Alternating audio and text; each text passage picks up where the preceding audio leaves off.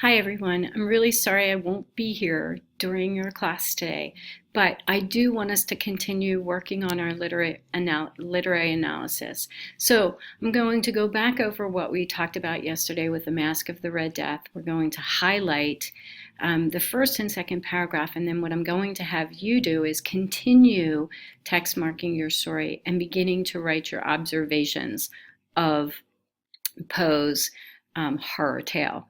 So we begin with our very first paragraph. The Red Death had long devastated the country.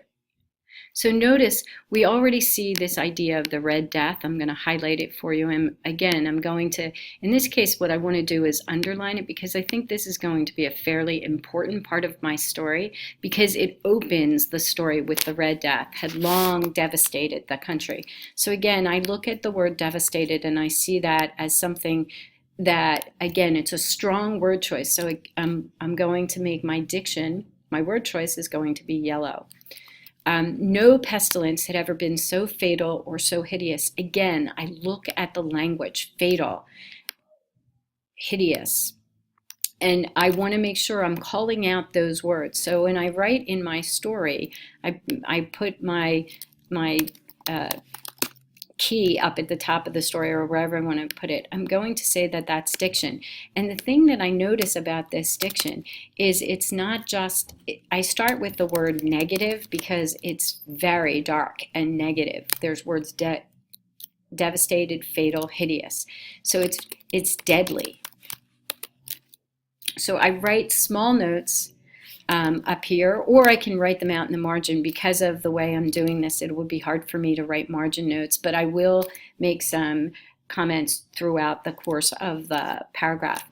Blood was its avatar, and we had already looked at this word, avatar, and one of the things that I want you to do is get used to circling or underlining or highlighting words you don't know. So I'm going to take the word avatar because I didn't know it, and when I looked it up, it means exemplar or embodiment. And again, those are words that I'm not even sure what they mean. So I try and put that in my own language, and I think about avatar and what I know about avatars, and it's that idea of blood was its face or symbol. Okay, so when you thought about the Red Death, the only thing you think about is that idea of blood. It's the first image that pops to your mind.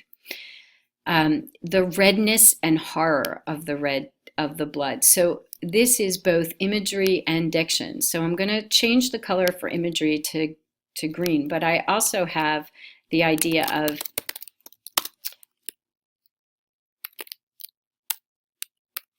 I also have the word horror sitting in there. So again, often there's not a single, authors use multiple techniques, and sometimes the techniques are very much, they overlap each other. So in this case, I have the redness, which is definitely an image. It's a color image. And then horror is actually a word choice. So I can turn around and even though I've got it in imagery, I know it also works as a diction, as part of diction. There were sharp pains, sudden dizziness, and profuse bleeding at the pores. So sharp pains, image. Sudden dizziness, image. And profuse bleeding at the pores, image. So the sharp pains, dizziness, we think about, well, that's not really visual imagery. It's not. It's actually it's that idea of tactile imagery or kinesthetic, where movements, sudden dizziness, and profuse means there's a lot of it. Okay. The scarlet stains. So again, I have imagery going forward. The scarlet stains upon the body and especially upon the face of the victim were the pest ban. Now, up here, I have this word pestilence. So I think that's an important word also. So I'm going to go back and highlight it, and then it's repeated down here where it says it's the pest ban. And pestilence to me is disease. So again, I put that in parentheses or in parenthetical. Okay. I'm going to make it a different color so you can tell which writing's my writing and which writing is Poe's. Okay. But now I have Pestban, which shut him out from the aid and from the sympathy of his fellow men. And even though this is not, there's not really a lot of imagery here, there's some diction. I'm going to underline this sentence because I do think it's important. So I want to think about, okay, what do I want to do here with this particular sentence? Okay, and first thing I have to do is try and figure out what does it mean. And what it means is that the victim is an outcast or shunned by his fellow citizens. Again, that's putting it in my words. So I want to make sure I note which words are mine and which words are Poe's. And the whole seizure, progress and termination of disease were the incidents of half an hour. So again, there's not a lot of diction or imagery here, except there is termination, disease, but then it's the incidents of half an hour that I want to underline. Okay, so the whole thing, takes a half hour. Okay, so now I look back, I look at what I've got. I've got diction, I've got imagery, and I want to think about where does this take me? So the imagery, I look at the imagery and I notice a few things. The first thing, redness and bleeding and scarlet, and it's called the Red Death. So I have the color red is dominant. So he uses color imagery, okay? And I need to figure out what that color imagery actually says to me. So again, right here, I'm going to make some margin notes for you.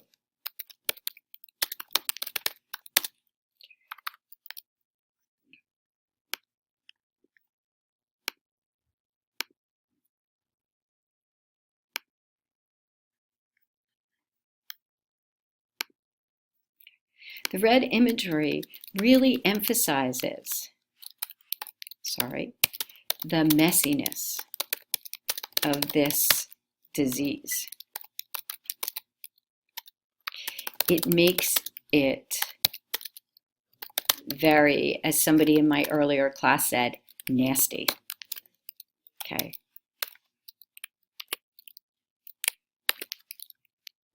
Then I want to look at the rest of the language. So then I start to look at the diction, and I look at devastated, fatal, hideous, horrible, profuse bleeding at the pores. Victim is an outcast. And then this final section where it talks about where the incidence of half an hour, that really goes to the violence of the disease. Okay.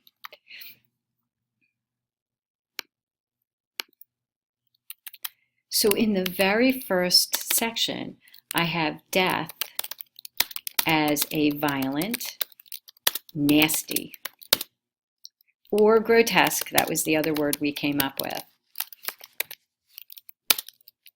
thing. Now, as the reader, just reading this opening paragraph, I'm looking at this and I'm saying, wow, Poe has really set an atmosphere that is very violent. And this is something, if I lived in this time, I would be scared of. So this goes to the idea of mood, which we talked about. This is a new literary element, but it's the atmosphere of the story. And the atmosphere here in this paragraph is one of terror. And the way I get that is through this red imagery, the color imagery, the diction, the violence of the disease, and just the diction and imagery that talks about how quickly the disease passes through the body. It's a half hour. How sharp the disease is, sudden how the disease is, and how profuse the bleeding is of the disease. Again, all of this goes to strike terror in the heart of the reader. Now, I move on to the second paragraph, and I look at the whole change in mood here. But the Prince Prospero was happy and dauntless and sagacious. So remember, we talked about words we don't know. You want to bold them, okay? And in this case, I really do need to understand who this prince is and what's going on. So I do want to make sure that I understand what's happening. So what I want to do here is I want to turn around and go ahead and make in my margin notes a comment about this. So this prince is happy, and dauntless means more or less fearless, and sagacious. If somebody's sage, they're wise, they're filled with wisdom. But this seems to contradict our first paragraph, because the people are not happy and fearless. The people, what Poe has done up here is he's absolutely created an environment of terror and fear. And now here we have this prince who's happy and dauntless and sagacious. So there's an issue there, and this is a contradiction. So I want to note the contradiction. I also want to note that the name Prospero comes from the word prosperous. And so this equals irony, because nothing is prosperous in this prince's land. So I just make that note, and I highlight this. I'm going to highlight this as something, I'll make it purple, okay? Because Prince Prospero doesn't make sense to me being happy, because everybody else in his land is very, very sad. So it talks about when his dominions were half depopulated. So again, this is half depopulated would tell me that his dominions are struggling. They're decimated. Another word is, so disease has caused population to decrease by half. So, sorry. It's killed half his people.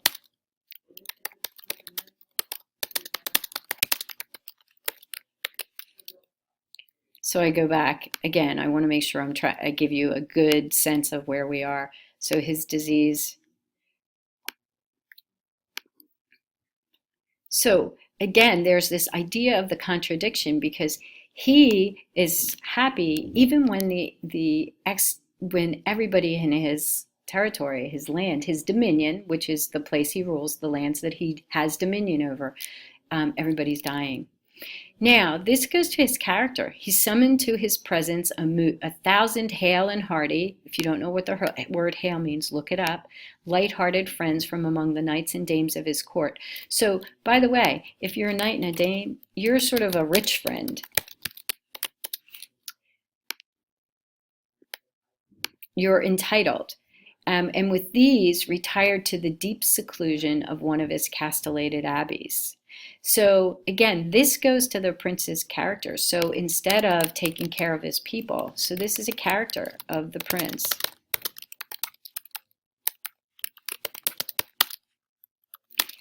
He abandons his people